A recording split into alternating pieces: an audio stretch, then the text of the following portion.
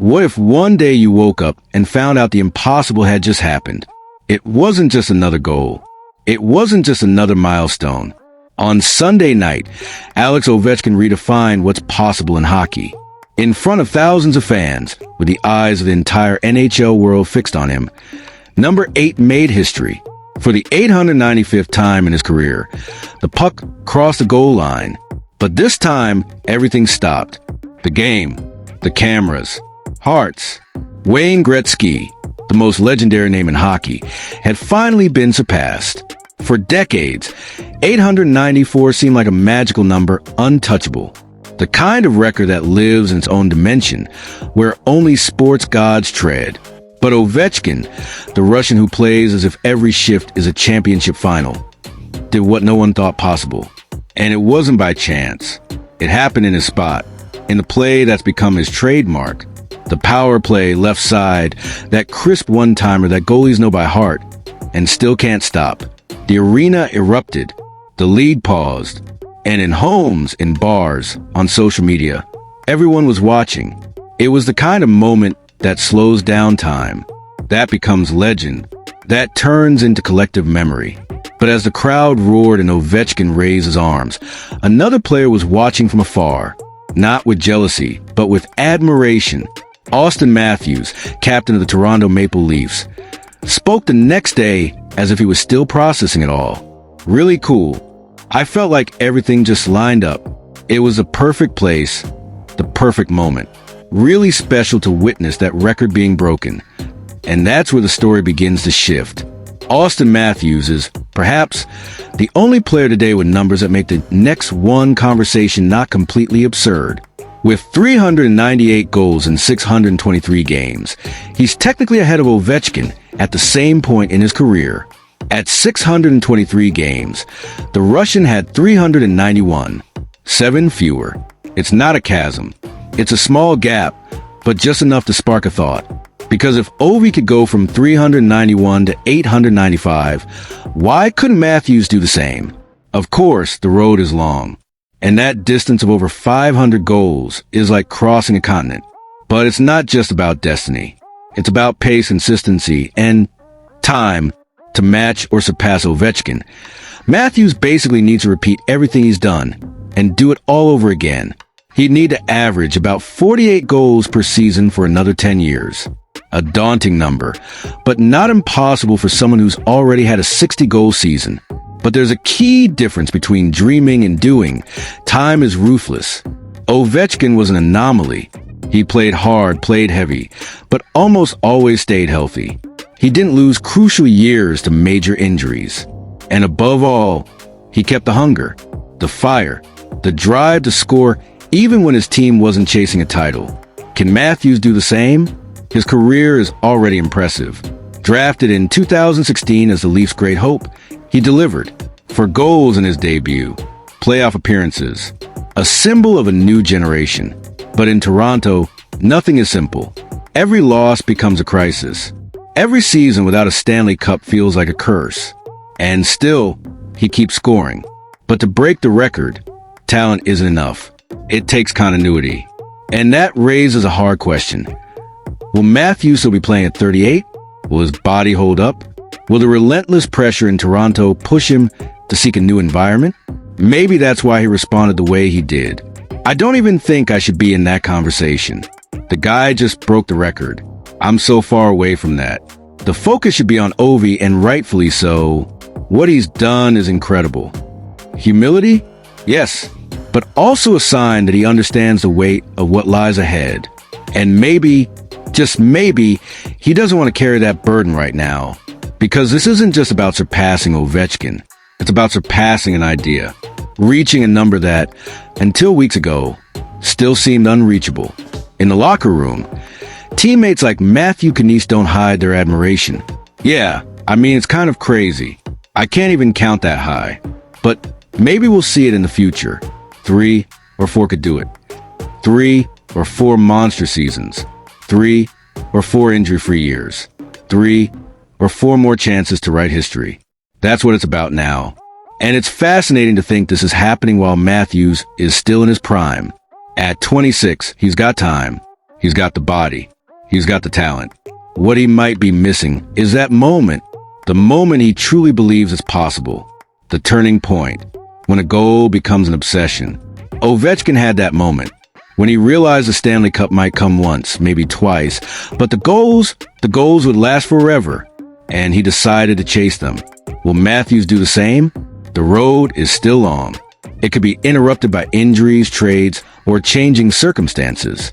Or it could be accelerated by breakout seasons, tactical shifts, new line mates with perfect chemistry. But it all starts with a detail, a number, a 7-goal difference. And now, after what we saw on Sunday, the hockey world starts looking at the future differently, because the impossible has been beaten. And when that happens, the game changes. Matthews might be next, not because he wants to be, but because maybe he was made to be. The question now isn't if he can do it. The question is, will we be watching when it happens? Because on the ice, the impossible only lasts until someone decides to rewrite history. What if your biggest enemy was someone who once stood by your side? Someone who shared the same locker room, celebrated wins, endured losses, and kept your secrets. In the NHL, just like in any war, yesterday's allies can become tomorrow's targets. And when the ice starts to melt, what rises to the surface isn't just skill, it's the past, and everything that was said or left unsaid. Last week, a matchup between the Toronto Maple Leafs and Florida Panthers brought much more to the table than just standings points. It brought to life a silent story, built over years, and it erupted in front of thousands of fans. Brad Marchand versus Brandon Carlo. Two key pieces of the former Boston Bruins. Two players who, not long ago, wore the same jersey, sat side by side on the bench, celebrated in the same locker room. But hockey is a game of fast transitions, and off the ice, they can be even more brutal. It was the first time Carlo and Marchand faced off as opponents.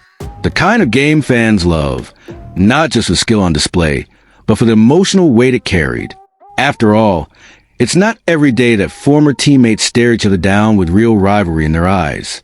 Most expected Marchand, known for his provocative style, to take the chance to rattle Carlo.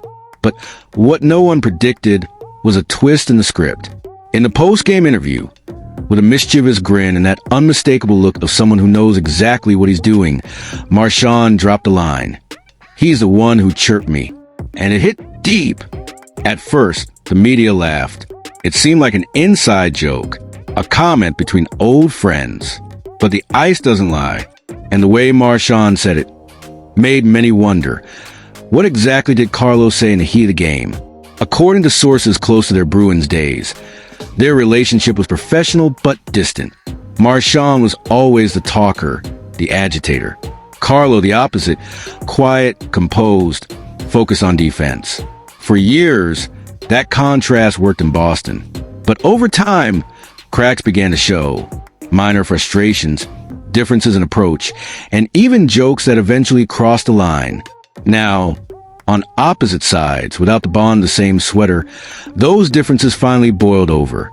Behind the scenes, it said Carlo was especially fired up for this reunion. He knew he'd be up against not just a top-tier opponent, but someone who knew his habits, his weak spots, and maybe even his insecurities. The answer? Strike first. Win the mind game before the physical one.